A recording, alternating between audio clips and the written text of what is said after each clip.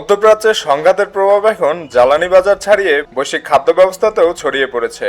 Shipping খাতের বিশেষজ্ঞরা সতর্ক করেছেন, সারের সরবরাহে ইতিমধ্যেই চাপ তৈরি হয়েছে, যা কৃষি উৎপাদনে বড় ধরনের প্রভাব ফেলতে পারে। বিশেষজ্ঞদের মতে, বিশ্বে ব্যবহৃত ইউরিয়ার একটি উল্লেখযোগ্য অংশ পারস্য উপসাগরীয় অঞ্চল থেকে আসে।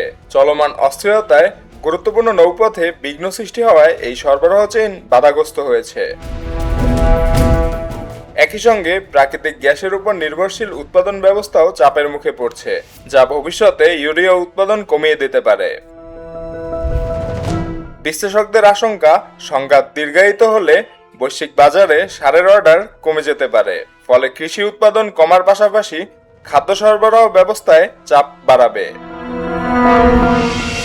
আন্তর্জাতিক মুদ্রা তহবিলের তথ্য অনুযায়ী বৈশ্বিক সারের একটি বড় অংশ গুরুত্বপূর্ণ নৌপথের মাধ্যমে পরিবাহিত হয়। সেখানে দীর্ঘমেয়াদী বিঘ্ন দেখা দিলে সারের দাম দ্রুত বেড়ে যেতে পারে, যার প্রভাব পড়বে বিশ্বব্যাপী খাদ্য নিরাপত্তায়। এদিকে জাতিসংঘের বিশ্ব খাদ্য কর্মসূচি জানিয়েছে, জ্বালানি ও সারের দাম বাড়তে থাকলে এবং সংঘাত দীর্ঘায়িত হলে বিশ্বজুড়ে কোটি কোটি মানুষ তীব্র খাদ্য সংকটে পড়ার ঝুঁকিতে আছে।